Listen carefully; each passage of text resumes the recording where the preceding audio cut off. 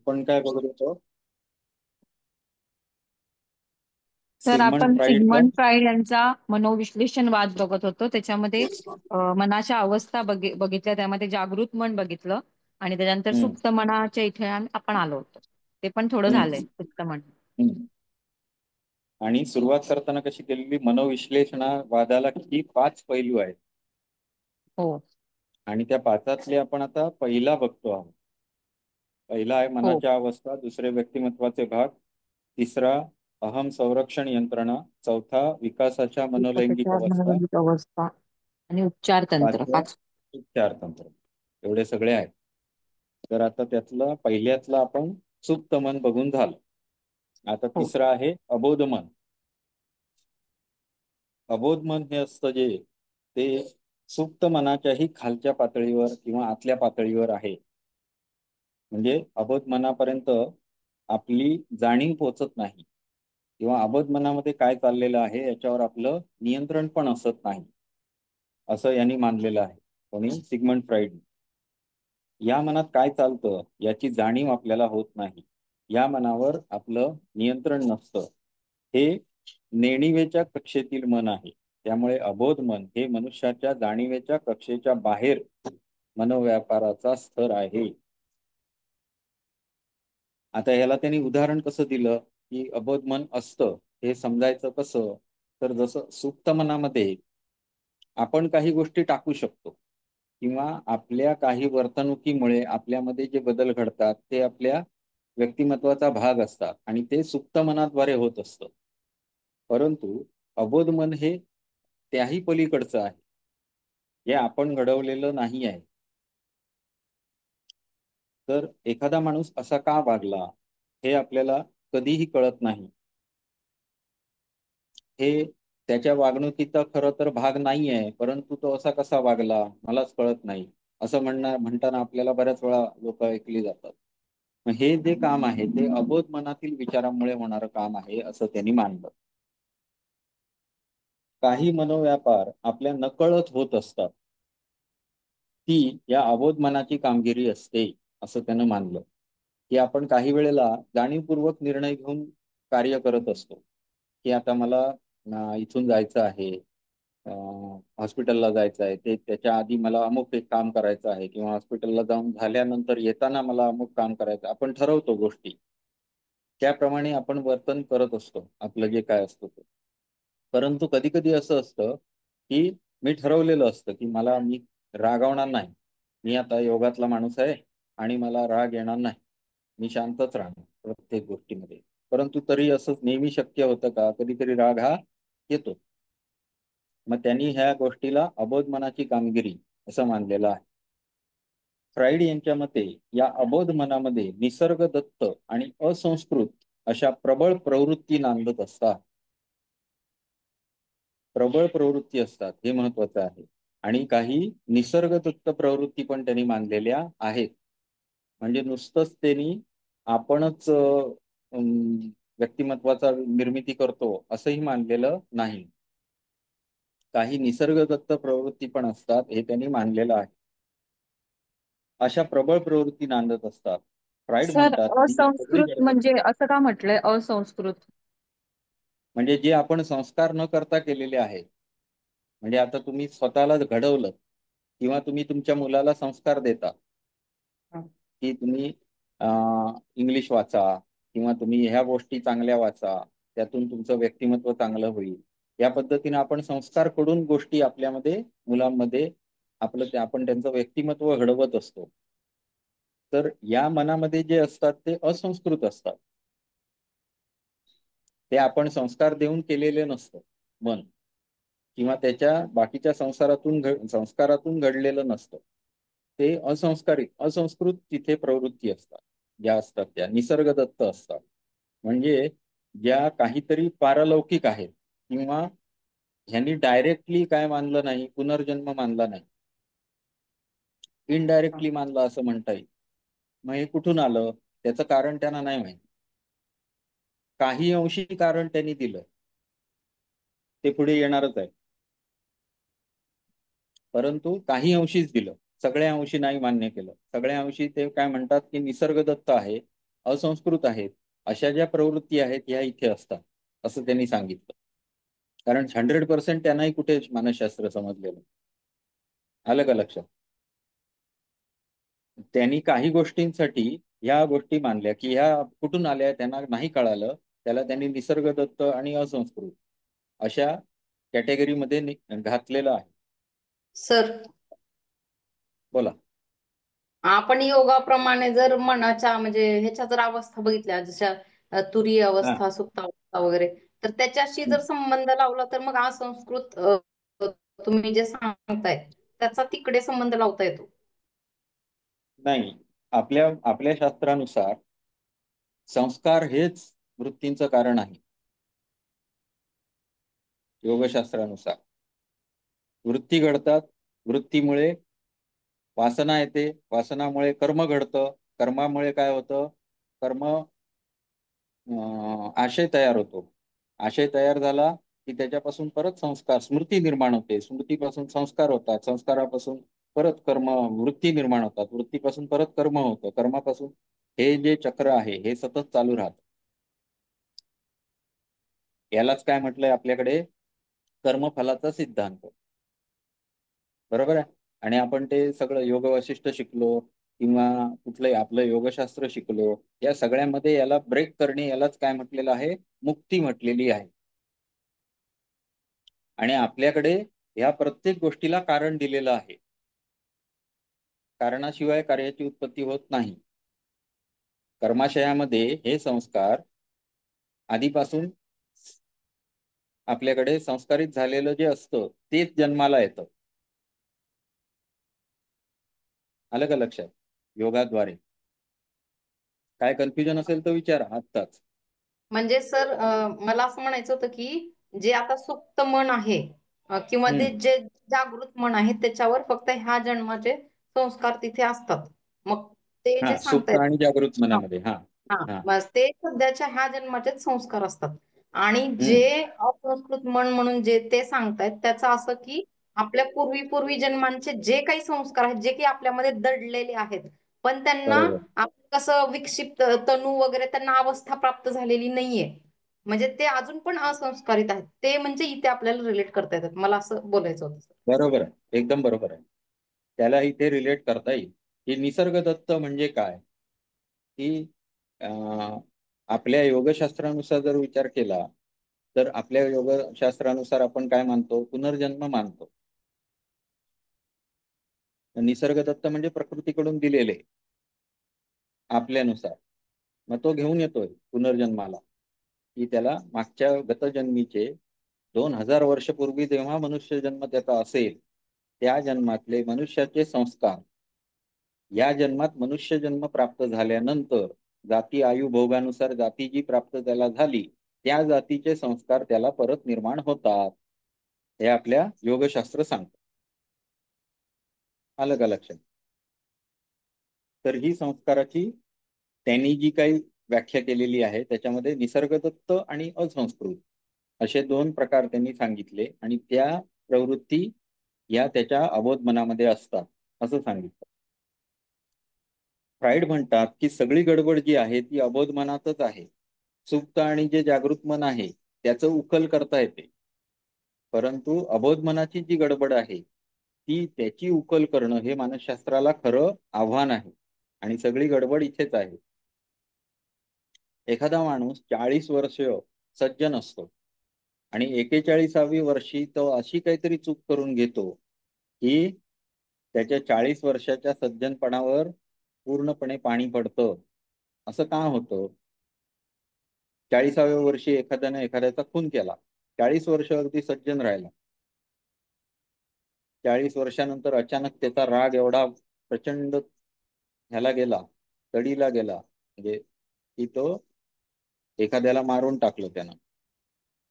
असं त्याच्याकडून का घडलं याचं कारण शोधण्याचं म्हणजे मानसशास्त्र काय त्याच्याविषयीचं हे शोधण्याचा जेव्हा त्यानं प्रयत्न केला तेव्हा तो खून करून झाल्यानंतर तो माणूस रडतही असतो, माझ्याकडून चूक झाली हे सांगतही असतो, पण त्या क्षणाला त्यानं असं का केलं हे त्याचं त्यालाही सांगता येत नाही. अशा परिस्थितीमध्ये तो गोड चूक करून बसत असतो. याचं उत्तर कोणत्याही मानसशास्त्राकडे नाही. त्याच्या अबोध मनातील ती गडबड आहे असं फ्राइडनं मानलं. या अबोध मनामध्ये निसर्गदत्त आणि असंस्कृत अशा प्रबळ प्रवृत्ती नांदत असतात. या अबोध मनामध्ये सर्व अवांछनीय आणि धोकादायक इच्छा, अवांछनीय म्हणजे जे आपण कधी इच्छा करत नाही किंवा आपण त्यांना घृणास्पद मानतो अशा गोष्टी, किंवा ज्याला आपण आपल्या यमनियमामध्ये न बसलेल्या गोष्टी, अशा सुद्धा धोकादायक आवेग, भावनेचे तीव्र आवेग दडलेले असतात. माणूस मनामुळे, अबोध मनामुळे केव्हा हिंसक वागेल हे सांगता येत नाही. म्हणून यासाठी सातत्याने योग साधना केली पाहिजे. समजलं? आपण काय म्हणतो, ईश्वरामुळे काय होईल, आपल्याला अंतराय जे आहेत ते कमी होतील. बरोबर आहे हो. ना? अंतराय हे सगळे याच्या विरुद्धात आहे.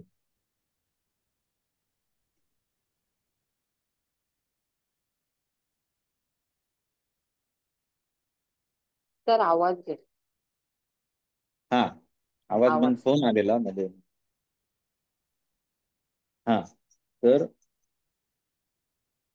आता आपण योगाच्या विषयात बोलूया, की आपल्याकडे ह्याच्यावर उपाय पण सांगितलेले आहेत. इथपर्यंत आपल्याकडे गेलेलं आहे.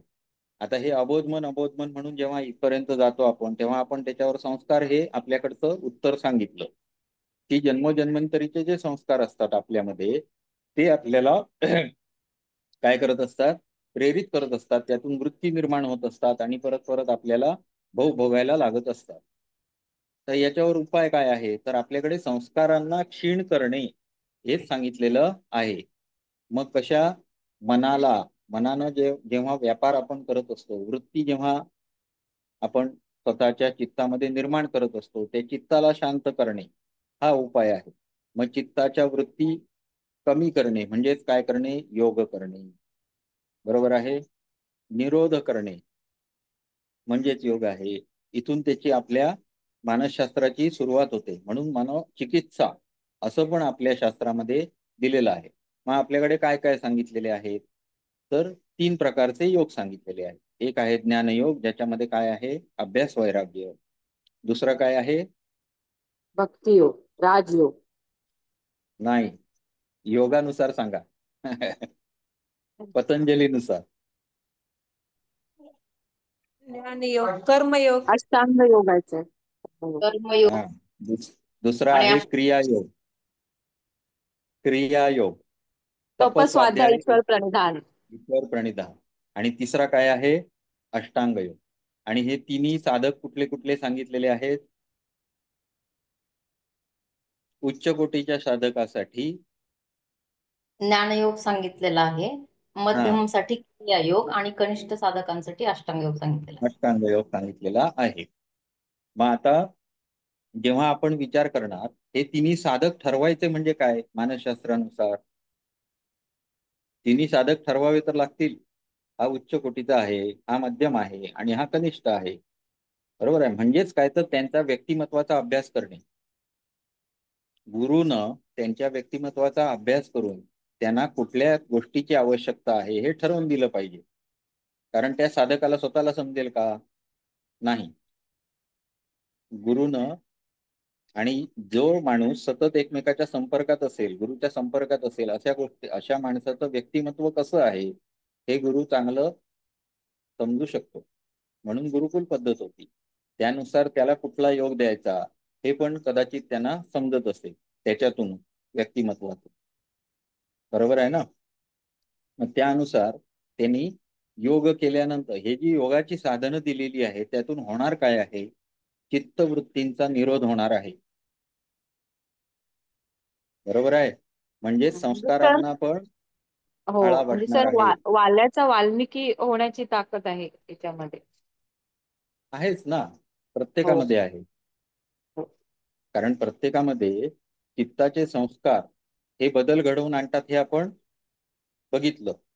संस्कारानुसार आपल्या जीवनामध्ये गोष्टी घडत असतात, वृत्ती निर्माण होत असतात आणि वृत्तीमुळे आपण परत व्युत्थान होत असतं सारखं, आणि त्या वृत्तींना शांत करणे हे मानस रोगाचं पूर्णपणे पूर्णपणे हे आहे, काय सोल्युशन आहे. जसं आपण एखादी गोळी दिली तर मनुष्याचं काय करतो, तर मनुष्याच्या एखाद्या ब्रेन मधला एखाद्या केमिकल आपण अल्टर करतो किंवा कमी करतो किंवा वाढवतो, काहीतरी करतो, म्हणजे अल्टर करतो थोडक्यात सांगायचं तर. त्याच्यामुळे काहीतरी मेंदूमध्ये गोष्टी घडायला सुरुवात होते. त्या आयदर त्याच्या वर्तनामध्ये काहीतरी पॉझिटिव्ह बदल असतील किंवा निगेटिव्ह बदल असतील. या पद्धतीने होत असतात, जे आपल्याला मानसशास्त्रज्ञाकडे गेलं म्हणजे सायकॅट्रिस्टकडे गेलं की आपल्याला कळतं. परंतु त्याच्याबरोबर काहीतरी दुसऱ्या गोष्टी पण घडतच असतात. म्हणजे त्याच्या किडनीवर काहीतरी परिणाम होतो किंवा काहीतरी लिव्हरवर परिणाम होतो. मॅक्झिमम त्या गोळ्या ज्या असतात त्या लिव्हरवर परिणाम करणाऱ्या असतात. परंतु या सर्वाचं मूळ कारण काय आहे, तर वृत्ती. आणि वृत्तींचा जेव्हा निरोध करणार तेव्हा 100% उपाय होणार. मानसशास्त्र, मनाच्या रोगावर उपाय म्हणजे मनाच्या वृत्ती शांत करणे. बरोबर आहे. मग त्याच्यासाठी उपाय काय आहेत, तर ज्ञानयोगासाठी ते कुठले, अभ्यास वैराग्य. मध्यम योगासाठी काय, क्रियायोग. क्रियायोग. आणि अधम अष्टांग अधिकाऱ्यासाठी अष्टांग योग. तर या गोष्टी सतत करून घेणे, आणि ते सुद्धा कसं, अभ्यास कसा करायला सांगितलेला आहे, आपण ते फारच आतमध्ये जाणार. निरंतर सातत्यपूर्ण दीर्घकाल, अभ्यास करायला आठवतंय पाहिजे. का? हा, दीर्घकाल, नैरंतर्य, ह्या गोष्टी दीर्घकालीन. आवश्यक आहेत. हो. हा, ठीक आहे. तर या पद्धतीनं करून घेतलं पाहिजे, तर या पेशंट मध्ये सुद्धा आपल्याला रिझल्ट बघायला मिळू शकतील. आलं का लक्षात? आणि आपल्याकडे ईश्वराची संकल्पना जी आहे ती कशी सांगितलेली आहे, ईश्वर करतो काय, काम काय ईश्वराचं.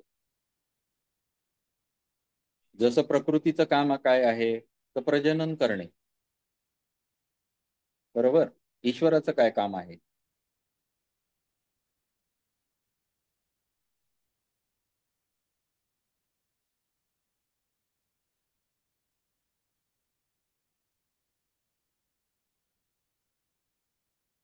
सांगा पोरे मॅडम.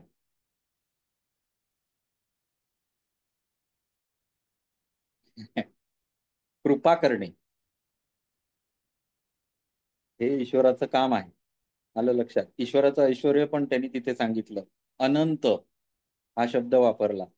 ज्ञानाचं अनंत सीमा कुठे, एवढा तो ज्ञान असलेला, आणि म्हणून तो गुरूंचाही गुरु आहे असं सांगितलेलं आहे. आणि ईश्वर जो आहे तो काय करतो, अनुग्रह करतो असं सांगितलेलं आहे. म्हणजे तो कोणाला शाप देऊन त्याला हे करतो का, नाही. आलं लक्षात? तुम्ही ज्या गोष्टीमध्ये प्रवृत्त व्हाल त्या गोष्टीसाठी तुम्हाला अनुग्रह करतो. आलं लक्षात? त्याच्यामुळे ईश्वर प्रणिधान हे जेव्हा आपण सांगतो तेव्हा त्याचा अर्थ आपल्याला आधी व्यवस्थित माहिती पाहिजे. ईश्वरामुळे काय होणार आहे ते माहिती पाहिजे. ईश्वर कृपा झाल्यानंतर किंवा ईश्वर प्रणिधानाने काय होणार आहे, तर अनुग्रह कशा पद्धतीने होणार आहे, तर तुमच्या योग साधनेमध्ये येणाऱ्या व्यत्यय, ज्यांना आपण अंतराय असं म्हटलं, ते अंतरायांची बाधा तो कमी करतो. आलं का लक्षात? त्यामुळे ईश्वर प्रणिधान हे आवश्यक आहे. हे या पद्धतीनं आपल्याला समजावून सांगता आलं पाहिजे. ठीक आहे. आता आपण संस्कार कमी जर केले तर या ज्या अबोध मनात त्यांनी म्हटलंय की अबोध मनामध्ये निसर्गदत्त वृत्ती असतात, प्रवृत्ती असतात, यांनाच आपण काय म्हटलं की आपल्याकडे जन्मजन्मांतरीचे संस्कार असं म्हटलं. आता हे संस्कार क्षीण करण्याचं सामर्थ्य योगामध्ये आहे. बरोबर आहे. क्रिया योगामध्ये आहे. त्याच्या फलश्रुतीमध्ये हे लिहिलेलं आहे. मग ते योगामुळे या रोगाचा समूळ नष्ट करण्याची ताकद आपल्या योगशास्त्रामध्ये आहे. त्यामुळे त्याला निरंतरता ठेवणं हे आवश्यक आहे. आता बघा, तुम्ही मानस रोगाचे जर रोगी बघितले तर त्यांच्यामध्ये एक कॉमन गोष्ट असते. की ते कुठेही कॉन्सन्ट्रेट करू शकत नाही. कॉमन गोष्ट, त्यांचं मन एकाग्र होऊ शकत नाही. सगळ्या मनोरोग्यांचं त्यांचं मन कॉन्सन्ट्रेट न होणे हे त्यांच्यामध्ये अत्यंत काय म्हणतात त्याला, कॉमन गोष्ट असते. एकाग्रता नसते मनामध्ये. मग तुम्ही असं म्हणाल की नाही नाही काय सर, मी असे बघितलेत की जे असे बघत राहतात एक एक टक एकाच ठिकाणी. पण तुम्हाला त्यांच्या मनात काय चाललंय माहिती आहे का? विकल्प वृत्ती असते. सतत विकल्प. विकल्प म्हणजे काय? फॅसिनेटिंग गोष्टी ज्या अस्तित्वातच नाही अशा गोष्टी फॅसिनेटिंग त्यांच्या मनामध्ये चालू असतात आणि त्या सतत चालू असतात. ते थांबतच नाहीत. हाच त्यांचा प्रॉब्लेम असतो. आलं का लक्षात? त्यामुळे त्यांना सारासार विचार करता येत नाही, निर्णय घेता येत नाही. अशा गोष्टी त्यांच्या बाबतीत घडत असतात. मग अशा ठिकाणी योग साधना ही त्यांच्या दृष्टीनं फार महत्वाची आणि मुळापासून रोग दूर करणारी साधना ठरणार, एवढं नक्की. हा, सतत ईश्वर, आता आपल्याकडचं मी सांगतोय ट्रीटमेंट पार्ट, सतत ईश्वराला चिकटून राहिलं पाहिजे. कारण का? तर जे अडथळे आहेत ते दूर करण्याचं सामर्थ्य फक्त ईश्वरामध्ये आहे. ईश्वर आपल्याला ते अंतराय जे आहेत ते दूर करून देतो. त्याच्यामुळे मनुष्य पूर्ण वेळ योग स्थितीमध्ये राहण्यासाठी मदत होते त्याला. अगदी साध्या गोष्टीत आपण कसं आहे, आपल्याला ज्या दिसत नाहीत त्या गोष्टी आपण नाही मानल्या असं विचार करूया की कैवल्य प्राप्ती, समाधी प्राप्ती ह्या गोष्टी कोणी बघितल्यात का? तुम्ही बघितल्यात, मी बघितल्यात नाही. पण आपल्याला आज एवढं शिकल्यानंतर आपल्याला एवढं माहिती आहे की जर एखाद्या व्यक्तीला एखादी गोष्ट समजण्यासाठी 4-5 दिवस लागतात आणि जो कॉन्सन्ट्रेशन करून गोष्ट ऐकतोय, आता तुम्ही दोघे जणी ऐकताय, ते तिघे जणी ऐकताना दिसताय मला, मग एवढं मी बोलतोय हे जेव्हा तुम्ही ऐकता व्यवस्थित तेव्हा तुमच्या डोक्यात फुल प्रकाश पडतो. बरोबर आहे, कॉन्सन्ट्रेशन ऐकल्यानंतर. पण काही लोक असे असतात की जे पुस्तक घेणार, एक पान वाचून काढणार, वाचल्यानंतर नाही कायच कळलं नाही, चला परत एक एक वाक्य वाचायला सुरुवात करणार. त्यांना ह्या गोष्टीचा फायदा होत नाही, वेळ लागतो. हे लक्षात घ्या, किती वेळ लागणार त्याला काही सीमा नाही. बरोबर आहे. आणि एवढं करून त्यांची त्या विषयामध्ये रुची राहील का? ते पण राहणार नाही. म्हणजे कॉन्सन्ट्रेशन ही फार आवश्यक गोष्ट आहे. आणि त्याच्यामध्ये येणारे हे अडथळे आहेत की तुम्हाला वाचायला पाहिजे, तुम्हाला हे करायला पाहिजे, ते करायला पाहिजे, ह्या सगळ्या गोष्टी आहेत. आता तुमच्या समोर मी एक शिकवणारा माणूस आहे किंवा सर शिकवणारे तत्वज्ञानाचे माणूस आहे. आता तुमच्या बाबतीतच ही घटना घडलेली आहे की तुम्हाला सर शिकवायला आहेत किंवा मानसशास्त्राला एक डॉक्टर शिकवायला आला आहे. सगळ्यांच्या बाबतीत हे घडलेलं असेल का? अजून पण योगाचे स्टुडंट असतीलच. बरोबर आहे. आपण जेव्हा इच्छा करतो तेव्हा ईश्वर आपल्याला काय करत असतो? मदत करत असतो आणि अंतराय दूर करत असतो. हे लक्षात घ्या. म्हणून ईश्वर प्रणिधान तिथे सांगितलेलं आहे. अंतराय दूर करणं हे आवश्यक आहे. अंतरायाच्या बरोबर काय होणार आहे? वृत्तींची चंचलता वाढणार आहे. बरोबर आहे. जेव्हा तुम्ही क्रियायोग कराल, जेव्हा तुम्ही काय अभ्यास वैराग्य कराल किंवा जेव्हा तुम्ही अष्टांग योग कराल, या सर्वांची गमक काय आहे? तर वृत्तींचा निरोध करणे. आणि त्या वृत्तींच्या निरोधामध्ये अडथळा म्हणजे अंतराय आहे. जेव्हा तुम्ही वृत्ती निरोध नाही करणार आहात त्यावेळी तुम्हाला काय होणार आहे? अंतरायांमध्ये भर पडलेली असणार आहे. म्हणून तुमच्या वृत्ती निरोध होत नाही. आणि या वृत्तींना निरोध करण्यासाठी बळ देणारा कोण आहे? ईश्वर आहे. ओके. हा, आता त्यांनी दुसरं काय केलं? अबोध मनाचं जे हे सांगितलं त्याच्यामध्ये त्यांनी दुसरा एक पार्ट मानला की अबोध मनामध्ये जे संस्कार असतात ते बालवयातले विकृत संस्कार असतात. ज्यावेळी चांगलं वाईट ठरवण्याची अक्कलही नसते, अशा वेळी काही संस्कार घडत असतात आणि ज्यांना पांघरून घालून नंतर आपण सामाजिक वर्तनामध्ये ते आणू देत नाही. असे काही संस्कार हे अबोध मनामध्ये दडलेले असतात, असं फ्राईडचं म्हणणं होतं. फ्राईडचा जो सिद्धांत आहे त्याच्यामध्ये हा मनोविश्लेषणामध्ये त्यानं ही गोष्ट महत्वाची मांडली. काही प्राकृतिक असतात, असंस्कृत संस्कार असतात आणि काही संस्कारित, पण लहानपणी ज्यावेळी आपल्याला खूपच समज कमी असते अशा वेळी झालेले काही संस्कार हे या अबोध मनामध्ये दडलेले असतात, असं त्याचं म्हणणं होतं. आणि त्याचं त्यानं पुढे विश्लेषण पण भरपूर प्रमाणात केलेलं आहे, जे आपल्याला पुढे येणार आहे. लहानपणी अशा काहीतरी विचित्र घटना घडलेल्या असतात की त्या विचित्र घटनांमुळे अबोध मनामध्ये मानसिक विकृतींचे संस्कार होतात आणि ते कधीतरी उसळी मारून बाहेर येतात. त्यामुळे आपल्याला समाजामध्ये, व्यक्तीमध्ये काही ठराविक वयानंतर विकृती दिसतात, असं त्यांचं म्हणणं होतं. लहानपणीचे मानसिक विकृतीचे संस्कार हे पुढे जाऊन कुठल्या तरी वयामध्ये मानसिक विकृतीचे रूप धारण करतात, असं त्यांचं म्हणणं होतं. आता इथे एक हे आहे, दोघांमध्ये फरक आहे की कार्ल युंग हा फ्राईडचाच शिष्य होता, पण दोघांमध्ये मतभेद होता या गोष्टीवरूनच, की कार्ल युंगचं म्हणणं होतं की असं काही लहानपणीचे संस्कार आणि ते काय कामवासनेचे संस्कार वगैरे हे काही आपल्याला पटत नाही, असं कार्ल युंगचं म्हणणं होतं. पण फ्राईडचं म्हणणं होतं नाही, लहानपणी जे असे संस्कार होतात त्याच्यामुळे मनामध्ये विकृती निर्माण होतात. आणि कार्ल युंगचं म्हणणं काय होतं, तर असं काही नाही, जीवनदायी प्रेरणा शक्ती फक्त अबोध मनामध्ये दडलेली असते. जीवन देणारी प्रेरणा शक्ती फक्त अबोध मनामध्ये दडलेली असते, असं फक्त कार्ल युंगचं म्हणणं होतं. आणि कार्ल युंगचे जे हे विचार आहेत हे आपल्या योगदर्शनाशी जुळते आहेत. म्हणजे ज्याला आपण चेतन तत्व म्हणू किंवा पुरुष तत्व म्हणू, जो चेतन आहे तो फक्त, असं त्याचं समज करता येईल किंवा त्याच्याशी सारूप्य दाखवता येईल, की कार्ल युंगला असं म्हणायचं होतं. पण अबोध मनाच्या बाबतीत फ्राईडचं मत काय होतं, की जे आपल्या अखत्यारी बाहेरचा विषय आहे तो अबोध अबोध मनामध्ये आहे.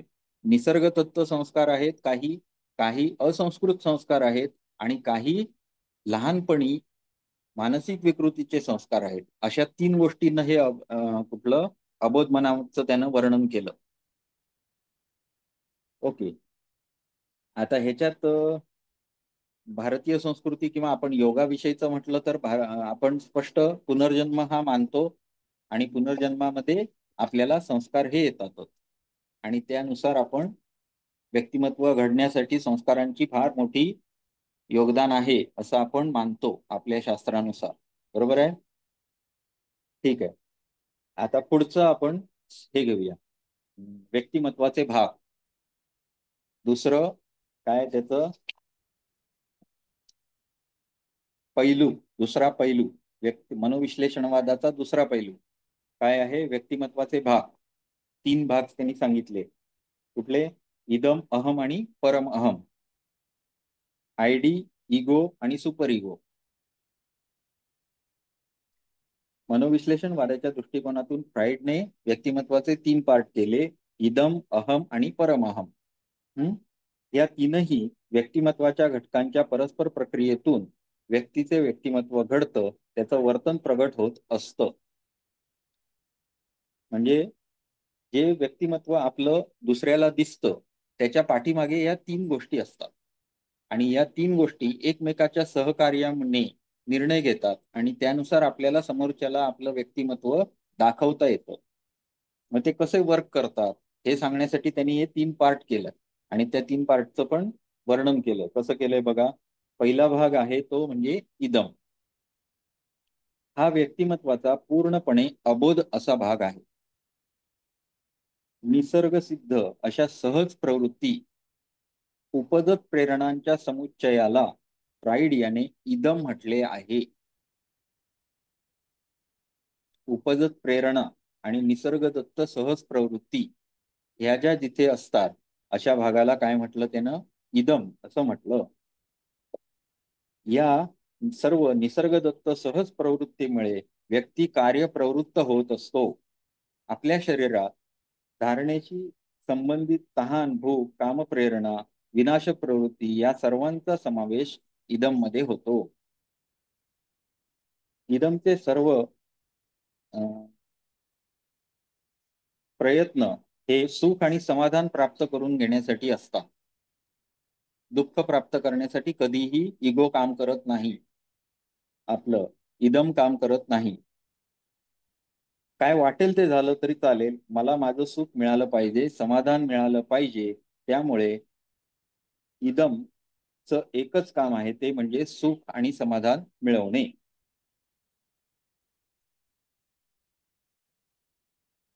प्लेजर प्रिन्सिपल नुसार, म्हणजे प्लेजर प्रिन्सिपल असं त्याला इंग्लिश शब्द आहे. येथे घडणाऱ्या सर्व प्रक्रिया या अबोध मनाच्या पातळीवर चालतात. या अबोध मनाच्या ठिकाणी पातळीवर काम करणारं हे व्यक्तिमत्वाचा भाग जो आहे तो म्हणजे इदम आहे. निसर्गदत्त प्रवृत्ती असतात, सहज प्रवृत्ती असतात आणि उपजत प्रेरणा असतात. आता इथे सुद्धा बरंच आपल्याकडे मानसशास्त्र आणि यांचं मानसशास्त्र याच्यामध्ये बरंच कंपॅरिझन करण्यासारख्या गोष्टी आहेत, ज्या आपल्याकडे उदाहरणार्थ पण आलेल्या आहेत, आपल्या योगशास्त्रामध्ये पण आलेल्या आहेत. जसं की आपल्याला लहानपणापासूनच काय असतो, अभिनिवेश असतो. मृत्यू म्हणजे काय माहिती नाही अशा कुठल्याही छोट्या पिल्लाला तुम्ही काहीतरी विचित्र करा, ज्यानं त्याचा मृत्यू होईल अशी कुठली तरी घटना जर त्याच्या जवळ आणली, लगेच तो घाबरतो. म्हणजे निसर्गदत्त माणसाला मृत्यूचं भय असतं. माणसाला तसं नाही, तर सर्व प्राण्यांना असतं. म्हणजे तुम्ही जर अस्वलापासून वाचायचं असेल तर काय करायला पाहिजे, आग पेटवली पाहिजे. आगीच्या जवळ येत नाही अस्वल, बरोबर आहे. आगीलाच बऱ्यापैकी सगळे प्राणी घाबरतात, कारण आग हे मृत्यूचं कारण आहे हे त्यांना माहिती आहे. आलं लक्षात. तुम्ही म्हणजे जन्मतः जे पिल्लू असतं अगदी छोटं, ज्याच्यावर कुठलेही संस्कार झालेले नाही, त्यानं मृत्यू म्हणजे काय बघितलेला नाही, त्याला मृत्यूचं भय कुठून आलं? मग ते आपल्या संस्कारातून आलं असं योगशास्त्र सांगतं. याला मानसशास्त्राच्या प्रक्रियेमध्ये कुठलंही उत्तर नाहीये. आता इथे त्यांनी निसर्गदत्त सहज प्रवृत्ती हे फ्राईडनं मात्र गणना तरी केलेली आहे. आलं का लक्षात, की हे गोष्टी कुठून आल्या? किंवा मुलाला आईचं दूध प्यायलं पाहिजे, की जेणेकरून आपल्याला आपलं शरीर मोठं होणार आहे, हे कळतं कुठून? सहज प्रवृत्ती आहे ती, असं त्यानं मानलं.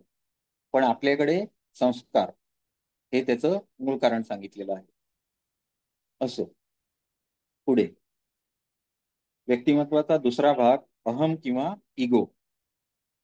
सर, हा, बोला. त्यांनी हे इदम इदम हा जो प्रकार आहे तो 0 ते 3 वर्षातल्या बालकांशी जोडला गेलाय.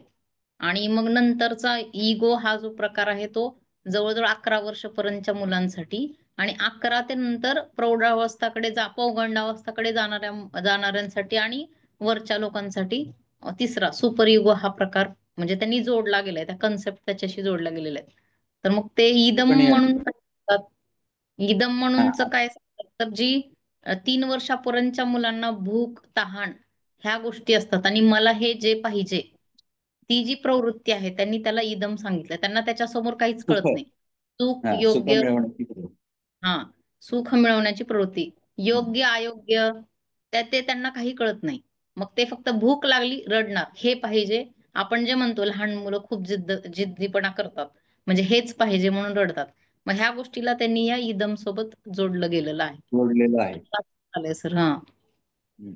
आता आपण काय करतो आहोत, तर व्यक्तिमत्वाचे जे पैलू सांगितले त्याच्यामध्ये एक एक पैलू जसा घेत जाणार. म्हणजे आता आपण कशाशी जोडलं बघा, इदम हा अबोध मनाशी जोडला, तसंच इदम पुढे पण जोडला जाणारच आहे, कारण पैलू आहे ते एकमेकाशी जोडलेलेच असणार. तेव्हा जेव्हा ते येणार, म्हणजे त्या मनोलैंगिक अवस्था म्हणून त्यानं वर्णन केलेलं आहे, त्याच्यामध्ये ह्या गोष्टी त्यानं जोडलेल्या मी इकडे घेतल्या सगळ्या. मग जेव्हा एकाचं एकाला जेव्हा लावतो आपण, तेव्हा मग आपल्याला कळत जातात त्या गोष्टी, उलगडत जातात त्याच्याबरोबर. त्यामुळे आता आपण कसं जोडलं, तर इदमला अबोध मनाशी जोडलं, बरोबर. आणि आपण आता पुढचा अहम घेऊया, इगो घेऊया. याच्यामध्ये आपण काय बघितलं, तर इदम मध्ये महत्वाचं काय, तर मला कशानं सुख मिळणार आहे ही भावना आपल्यामध्ये जी असते, ती भावना पण याच्याशी निगडीत आहे. आता सुख मिळवण्यासाठी जे जे गोष्टी आहेत त्या पुढे सुद्धा आपल्या, जेव्हा आपण पैलू बघत जाणार, तिथे तिथे आपल्याला इदमशी त्या जोडाव्या लागणारच आहे. आलं लक्षात? म्हणजे पैलू आपण एक एक बघत गेलो ना, की ते त्याला जोडायचं आपल्याला लक्षात येणार, लक्षात ठेवायला सोपं जातं असं. कारण मग नाहीतर इगो म्हणजे काय पटकन असं, हा इगो म्हणजे काय असं नाही. मग ते सगळ्यांना जोडलेलं तुमच्या लक्षात आलं पाहिजे. अबोध मनात आलं, अबोध मनामध्ये सहज प्रवृत्ती असतात, नैसर्गिक प्रवृत्ती असतात, हे लक्षात राहिलं, तेच इथे आलंय इदम मध्ये. पण ह्याच्यात जॉईन काय झालं, कारण व्यक्तिमत्व आपण दर्शवतो आहोत, बरोबर. मग इथे जॉईन काय झालं, तर मला सुख मिळालं पाहिजे म्हणून मी काय करणार आहे, या गोष्टी या व्यक्तिमत्वाचा पार्ट आहे. आलं का लक्षात? लहान मुलामध्ये ही प्रवृत्ती दिसते, मला काय पाहिजे, मला कशानं सुख मिळतं, या गोष्टी ते बघत राहतात. पुढे व्यक्तिमत्वाचा दुसरा भाग. व्यक्तिमत्व हे लक्षात घ्या, म्हणजे व्यक्तिमत्व ही संकल्पना आपण शिकलो आहोत, त्याच्या अनुषंगाने आपण आता मनोविश्लेषणवादाचं हे बघत आहोत. मनाचे कप्पे तर बघितले, कशात काय असतं ते बघितलं. आता त्या मनाच्या कप्प्याला उलगडून व्यक्तिमत्व कसं आहे हे समजवण्यासाठी हे पार्ट चालू आहे, बरोबर. दुसरा भाग किंवा इगो हा जागृत मनामध्ये म्हणजे कॉन्शियस मध्ये काम करत असतो, जागृत मनाशी जोडलं गेलं. आता जागृत मनामध्ये काय होतं, आधी काय जागृत मन शिकलो आपण,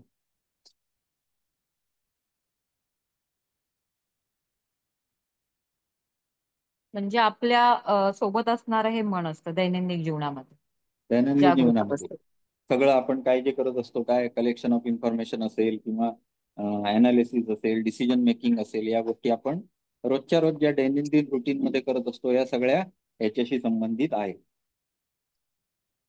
अहम हा व्यक्तिमत्वाचा जाणीव असलेला भाग आहे.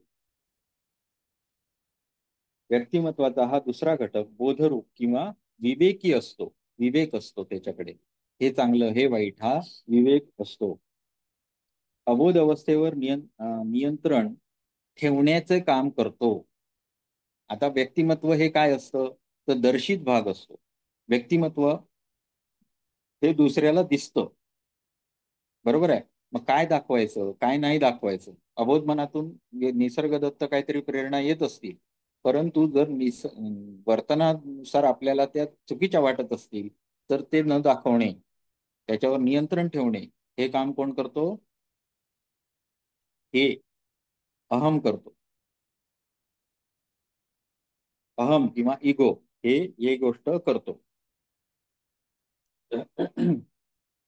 इगो जो आहे तो इदमवर नियंत्रण ठेवण्याचं काम करतो, असं त्यांना सिंपल शब्दात म्हणायचं आहे.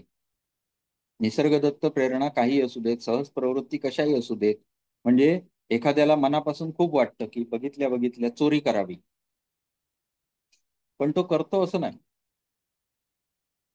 का करत नाही, तर त्याचं मन हे जे आहे, कुठलं मन, तर जागृत मन त्याला थांबवतं आणि त्याच्याकडून चोरी होऊ देत नाही. आलं लक्षात? हे सांगायचं आहे.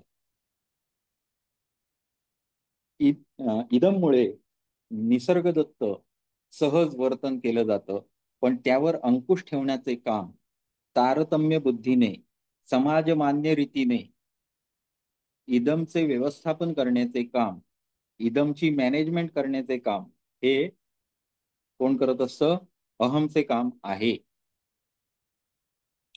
त्यामुळे इदमला असं वाटलं की आपण सगळे कपडे काढून रस्त्यावर नाचावे,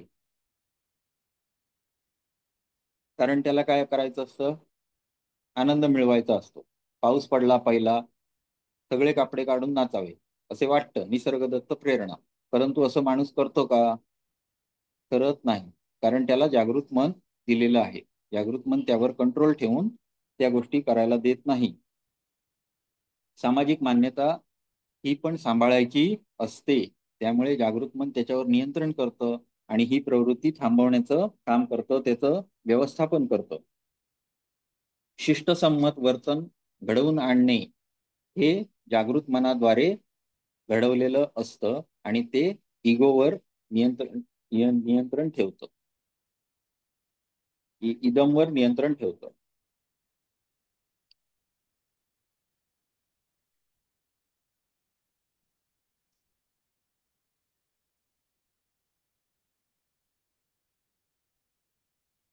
आता जर ह्याच्यामध्ये बघायचं झालं तर त्यांनी एकदम सिंपल शब्दात कसं सांगितलं, तर इदमचं कार्य हे प्लेजर प्रिन्सिपल नुसार चालतं. इदमचं कार्य प्लेजर प्रिन्सिपल, प्लेजर म्हणजे आनंद, प्लेजर प्रिन्सिपलनं चालतं. अहमचं कार्य रिअलिस्टिक प्रिन्सिपलवर चालतं. रियालिटी काय आहे त्यानुसार मनुष्य काय करत असतो, वर्तन ठेवत असतो. येथे होणाऱ्या सर्व क्रिया या बोधन पातळीवर असतात. बोध पातळीवर म्हणजे आपल्याला समजून येणाऱ्या, आपण निर्णय घेऊन व्यक्त करणाऱ्या अशा सर्व क्रिया या जागृत मनामध्ये असतात. आता व्यक्तिमत्वाचा तिसरा भाग परम अहम किंवा सुपर इगो हा सबकॉन्शियस मध्ये काम करतो.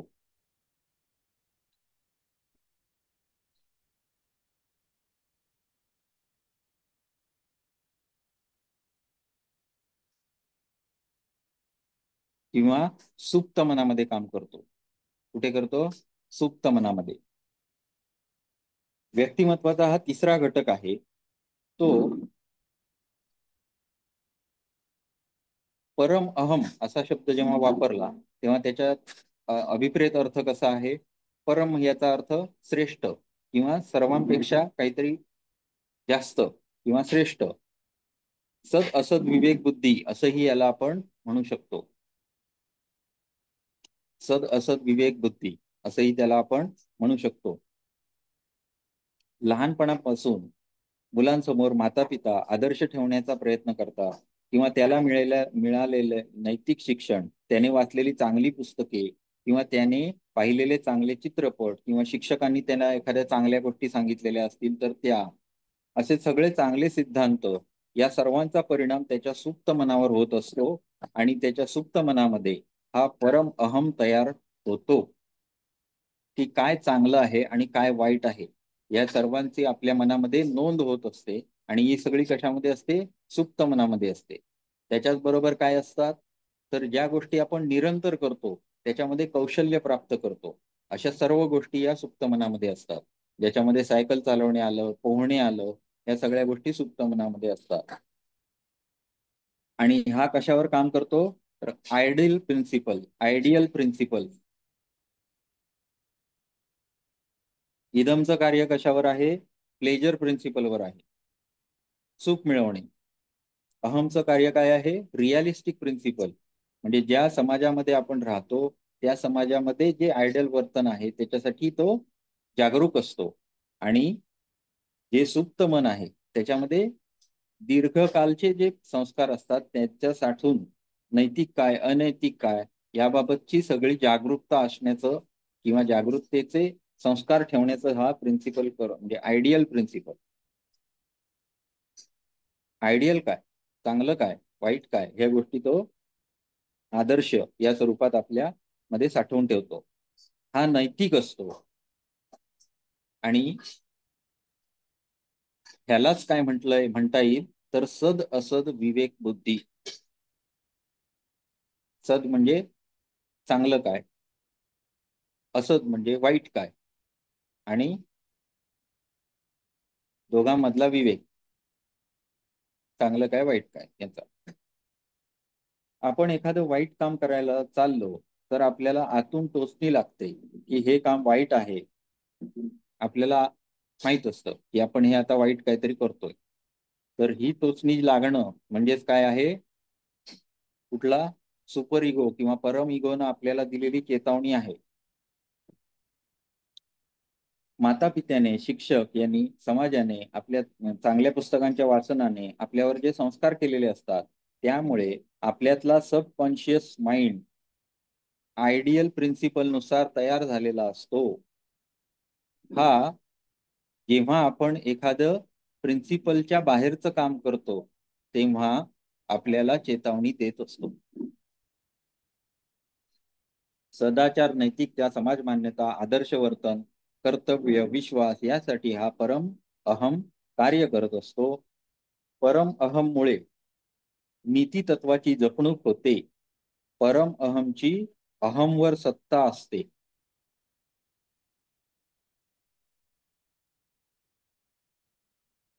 अलग लक्षात. परमअहमची अहमवर सत्ता असते. यामधून व्यक्तीचे निरनिराळे आदर्श हे आकाराला येतात.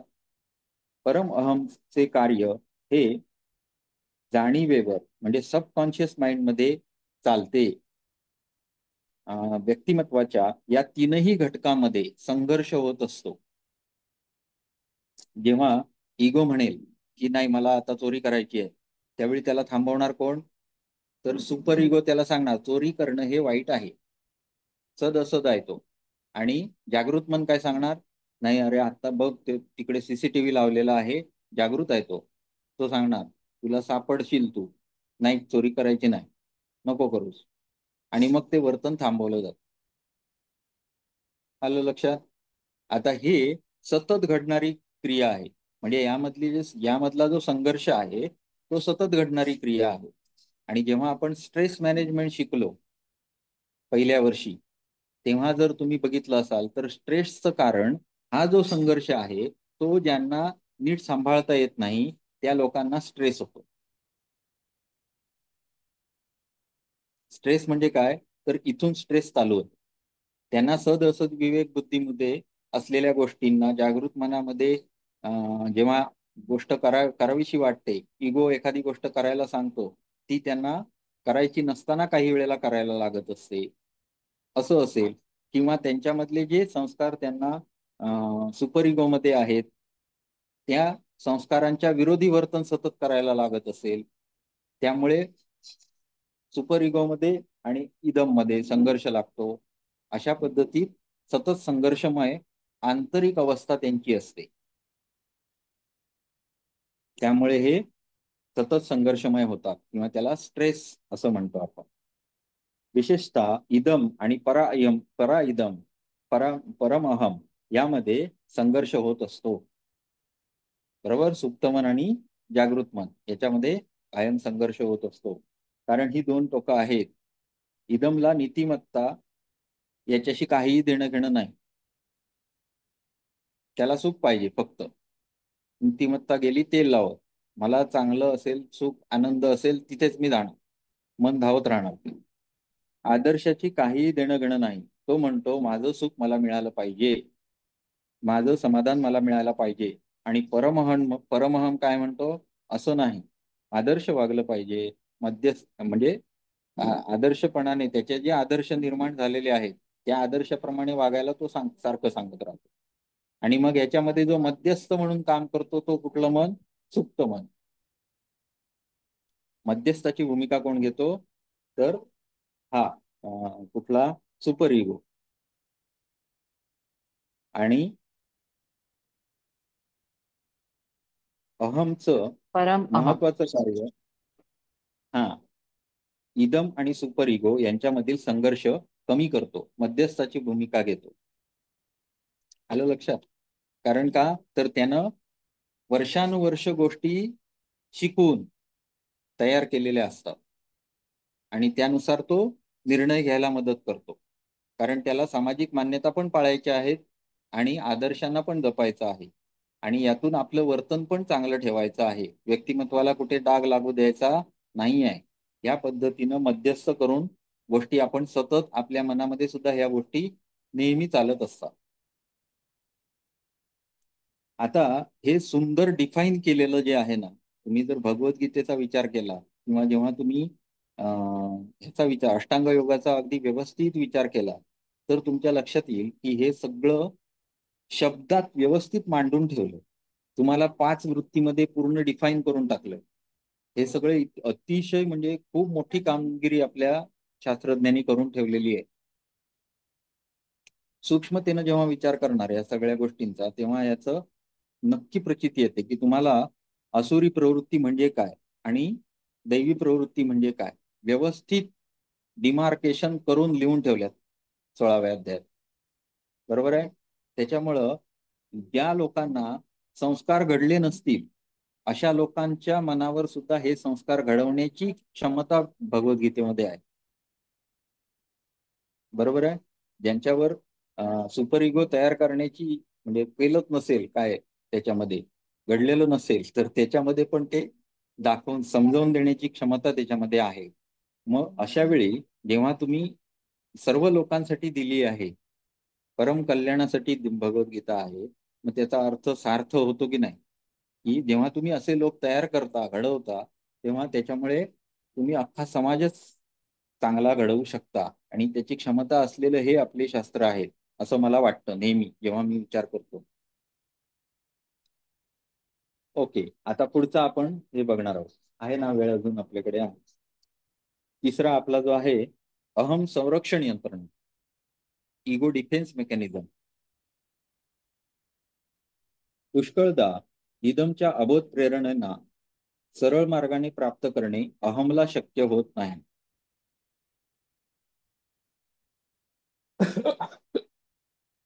अशा वेळी मनात चिंता निर्माण होते ज्याला फ्राईडने मानसिक वेदना असे नाव दिले.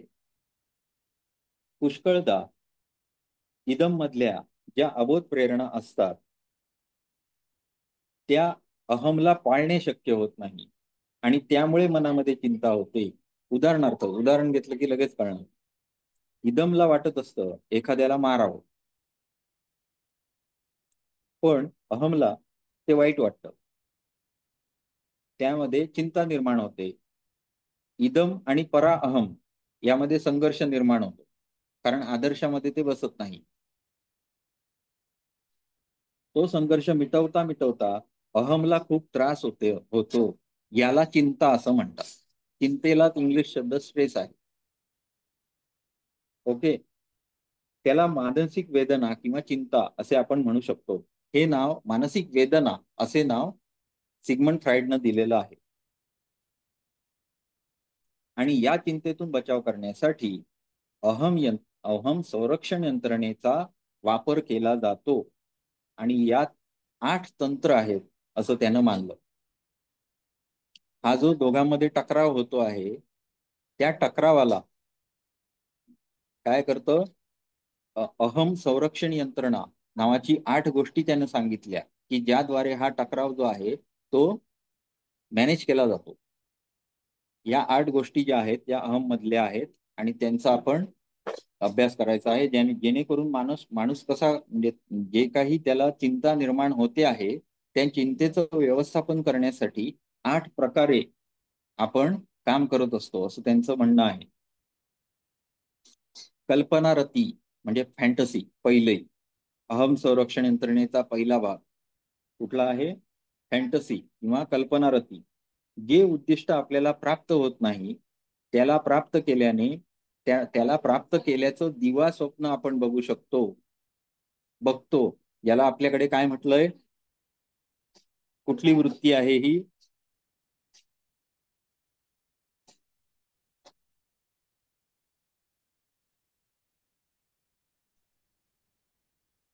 विकल्प सर. हा विकल्प. विकल्प. त्याला प्राप्त केल्याचे दिवा स्वप्न पाहायचे याला डे ड्रीमिंग असं म्हणतात.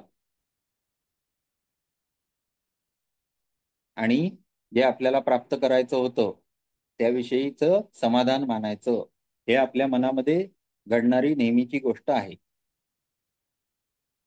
डे ड्रीमिंग करून माणसं आपल्याला पाहिजे ते सुख मिळालं असं काय म्हणतात मनाची कल्पना करत असतात. कल्पना ज्याला आपण काय विकल्प वृत्ती म्हटलेला.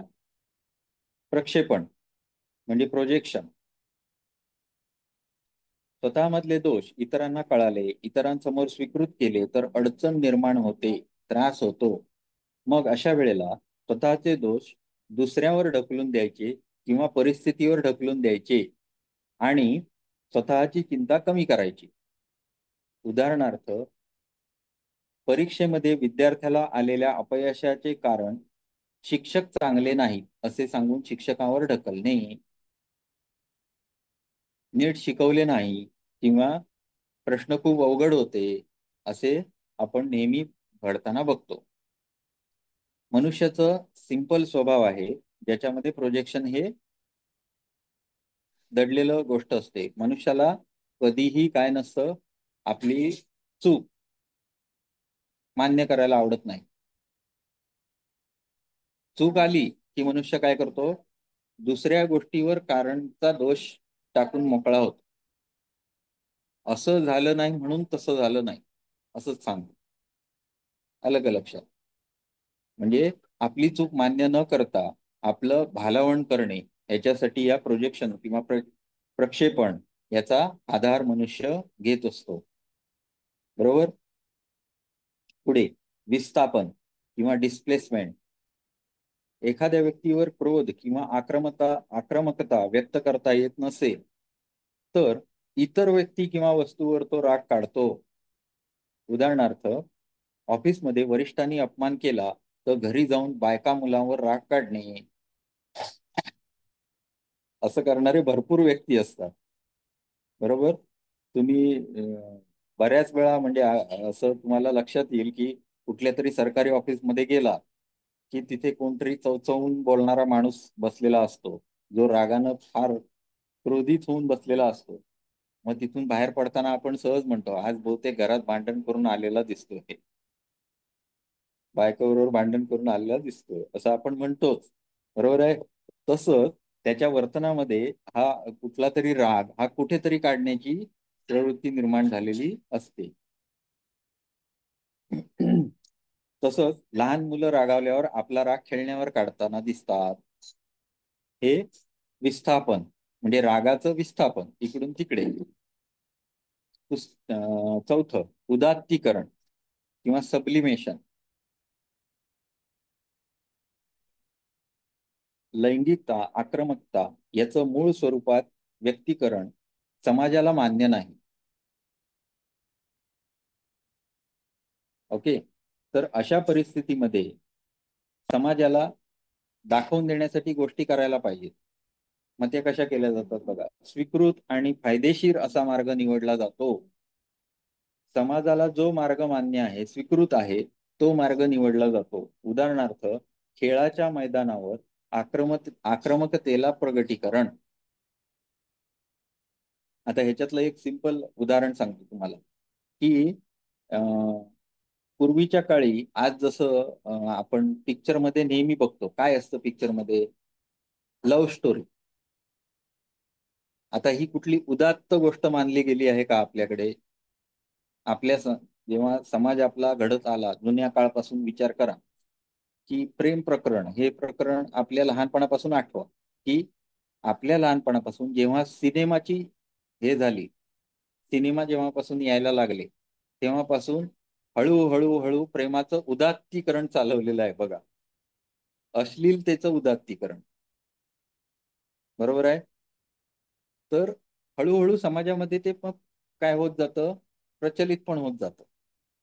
हळूहळू त्याच्यामध्ये समाज हळूहळू प्रवृत्त पण होत जातो, कारण त्यांच्या सुप्त मनामध्ये या गोष्टी कुठेतरी दडलेल्या असतात, ज्याला सहज हात घालता येतो आणि त्यांना हे करता येतं, काय म्हणतात त्याला, अपील करता येतं गोष्टी.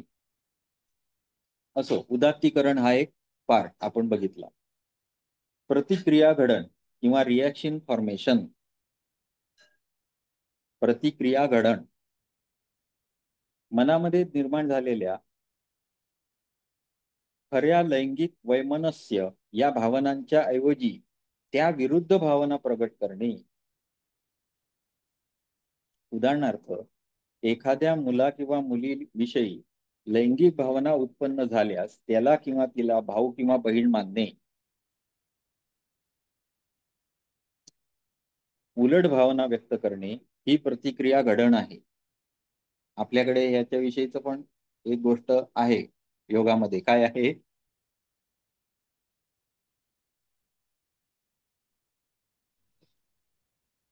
म्हणजे विरुद्ध भावना निर्माण करणे आणि प्रतिपक्ष भावनम. प्रतिपक्ष भावना सर. हा, हे आपल्याकडे सांगितलेलं आहे आणि हे आपल्याकडचं काय सांगितलंय, उपाय सांगितलेले आहेत त्याच्यामध्ये. ठीक आहे. प्रतिक्रिया घडण हे कसं असतं ते सांगितलं. म्हणजे काय तर उलट भावनेनं त्याचा प्रतिकार करणे, त्या भावनेचा. तादात्मीकरण. आता हे सगळं काय करतोय आपण, अहम संरक्षण यंत्रणा बघतोय. अहमला संरक्षित ठेवण्यासाठी जे काही ताण तणाव निर्माण होतोय, चिंता निर्माण होते, त्याला वे आउट देत आहेत. म्हणजे कशा कशा मार्गाने मनुष्य हे तणाव नियंत्रण करत असतो याचे हे देत आहेत, मार्ग सांगतायत. तादात्मीकरण. स्वतःमधल्या उणीवा लपवून नवीन मूल्य प्रस्थापित करायची असतील तर स्वतःचं इतरांच्या आनंदात, सुखात, यशात तादात्मीकरण करणे. मनप्रसन्नतेचे उपाय आहेत ना, त्याच्यामध्ये हे आलं. सुखामध्ये आनंद मानणे, दुसऱ्याच्या सुखामध्ये. बरोबर आहे. ज्याच्यामुळे आपण स्वतःचं मन प्रसन्न ठेवू शकतो असं आपल्याही शास्त्रात सांगितलेलं आहे. उदाहरणार्थ, मला क्रिकेट आवडत नाही, क्रिकेट येत नाही, परंतु माझा शाळेचा संघ जिंकला तर मी पार्टी देतो. हे पण आपल्या चिंतेला आपण करून दिलेली वाट आहे. आता ही चांगल्या वाटा आहेत, काही वाटा वाईट असतात. उदाहरणार्थ, कल्पनारती, फॅन्टसी, दिवा स्वप्नात रमणे, ही वाट चांगली नाही, परंतु ही वाट चांगली आहे, तादात्मीकरण. पुढे नाकारणे, डिनायल. अस्वीकृत करणे. काही वेळा जीवनामध्ये भयंकर प्रसंग आणि अतिशय परिस्थिती प्रतिकूल निर्माण झाली तर अतिरिक्त ताणामुळे वस्तुस्थिती नाकारली जाते. तात्पुरत्या परिस्थितीपासून पलायन केले जाते. उदाहरणार्थ, जवळच्या व्यक्तीचा मृत्यू नाकारणारे लोक दिसतात. आहेत की नाही समाजामध्ये, बघायला तुम्हाला उदाहरण प्रत्येकाला मिळालेलं असतंच.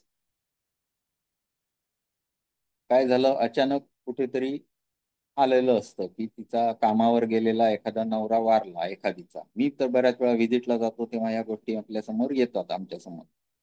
मग काय करतात तर मला बोलवतात की डॉक्टर, तिला सांगायचं आहे की तिचा नवरा वारलाय, पण तुम्ही चला. बरोबर. मग तिकडे मी जातो. जाऊन करायचं काय आहे तर उभं राहायचं आहे. माझ्यावर परिस्थिती फार विकट असते, जागृत मन माझं फार काम करत असतं अशा ठिकाणी सुद्धा. कारण माझ्या दृष्टीनं आता हे सगळे भावनिक खेळ होणार आहे ते मला आधीच माहिती असतं. बरोबर आहे. मग मी त्या गोष्टींकडे तशा पद्धतीने बघत असतो की माझे तिथे अहम यंत्रणा माझी काम करत असते, त्या दृष्टीने त्यांची पण चालू असते. मग ते लोक तिथे जाऊन तिला सांगतात की असं असं झालं आणि असं असं झालं. मग ती काय असं एकदाच म्हणते आणि जाग्यावरच पडते, किंवा फेंटिंग अटॅक, तिला काहीतरी होतं. हिस्टेरिया टाईप होतो काही जणांमध्ये. काही जणांमध्ये हे असं होतं की ते मानायलाच तयार नसतात. डेड बॉडी आणली तरी मानायला तयार नसतात. मग अशा माणसामध्ये काय करायला लागतं तर काहीही नाही, वेळ हे त्याला औषध आहे. थोडा वेळ गेल्यानंतर परिस्थिती नाकारून आपण जगू शकत नाही याची जाणीव सुद्धा त्यांना होतच असते. कारण त्यांच्यामध्ये हे तिन्ही इगो आहेतच. इगो, आपलं अहम, आपलं इदम, अहम आणि परमहम, तिन्ही गोष्टी काम करतच आहेत. जेव्हा नाकारतोय अशी परिस्थिती आहे ती थोड्या वेळानंतर त्याला स्वीकारावीच लागणार आहे, कारण ती वस्तुस्थिती आहे. वस्तुस्थिती आपण टाळू शकत नाही. आलं का लक्षात? त्यामुळे थोडे दिवस गेल्यानंतर तो परत आपल्या जागी येतो. तोपर्यंत काय करणे तर सिडेट करणे, किंवा झोपून ठेवणारी किंवा मानसिक थकवा दूर करणारी औषधं देणे, हे आमचं काम असतं तात्पुरतं. चला पुढे, दमन किंवा सप्रेशन. 8वी शेवटची, स्फूर्ती, भावना, कल्पना यांना बौद्ध पातळीपर्यंत पोहोचू द्यायचं नाही, मज्जाव करायचा. उदाहरणार्थ, अपमानास्पद घटनांच्या स्मृतींना डोके वर काढू द्यायचं नाही. झालेला अपमान विसरायचा. परत आठवलं तर आनंदी प्रसंग त्याच्याबरोबर आठवायचा. किंवा आपण काय सांगतो, राग येतोय ना, वरती बघ आणि घराचे वाशे किती आहेत ते मोज. बरोबर आहे. किंवा म्हणजे आकडे मोज, मनातल्या मनात 100 आकडे मोज, म्हणजे तो हे जाईल. म्हणजे थोडक्यात त्याचं डायव्हर्शन करायचं आणि किंवा त्याच्याबरोबर कुठला तरी दुसरा आनंदी प्रसंग आठवायचा. जेव्हा ज्या प्रसंगामुळे दुःख होतं अशा ठिकाणी तुम्ही आहात, तर त्यावेळी अशा एक आनंदी प्रसंग आठवायचा आणि त्या वृत्तीला डोकं वर काढायला द्यायचं नाही. या प्रसंगाचे दमन करायचं, त्याच्याऐवजी चांगल्या गोष्टीचा मनात विचार आणायचा. हे सप्रेशन आहे. जेणेकरून आपण चिंता विकृती कशा पद्धतीनं दूर ठेवत असतो, याला काय म्हटलेलं आहे, अहम संरक्षण यंत्रणा. आणि या 8 प्रकारे अशा पद्धतीत आपण भावनांचं नियमन करत असतो. या वेगवेगळ्या त्याच्या क्लुप्त्या आपल्या तिन्ही ज्या हे आहेत, काय व्यक्तिमत्वाचे भाग आहेत, त्या भागांद्वारे कशा पद्धतीत मॅनेज केल्या जातात, हे अहम संरक्षण यंत्रणा कशी राबवली जाते यामधून आपण शिकलो. ठीक आहे, वेळ संपलेला आहे. उद्या आपण पुढच्या बघू, विकासाच्या मनोलैंगिक अवस्था, ज्याच्यामध्ये त्यांनी काय सांगितलेलं आहे, तर लहानपणापासून ज्या अबोध मनामध्ये ज्या गोष्टी चालत असतात, त्याच्यामध्ये निसर्गदत्त संवेदना आहेत, प्लस असंस्कृत संवेदना आहेत, आणि संस्कृत ज्या संवेदना आहेत त्या मात्र अशा वेळी झालेल्या आहेत जेव्हा मनाचा विकास झालेला नसतो. आणि ह्या त्यांनी मनोलैंगिक अवस्था मानल्या. आणि या अवस्थेमधून ज्या अबोध मनावर संस्कार होतात ते विकृत असतात आणि त्याच्यानुसार मनुष्याच्या जीवनामध्ये मानसिक विकृती निर्माण होतात, हा त्यांचा सिद्धांत होता. आणि त्यामुळे या ज्या अवस्था आहेत, मनोलैंगिक अवस्था, यांचं वय आणि त्याच्यामध्ये असणारा मनाचा सहभाग, हे आपण उद्या बघणार आहोत. ओके. आता हे जेव्हा आपण बघणार तेव्हा त्याच्याबरोबर आपण मनाच्या ज्या 3 पार्ट सांगितले ते पण बघणार आहोत. आणि जागृत मन, सुप्त मन आणि अबोध मन यानुसार पण आपण त्याच्यामध्ये ऑटोमॅटिक त्याचं वर्गीकरण होत जात. चालेल, पुढे जाऊ. ओके.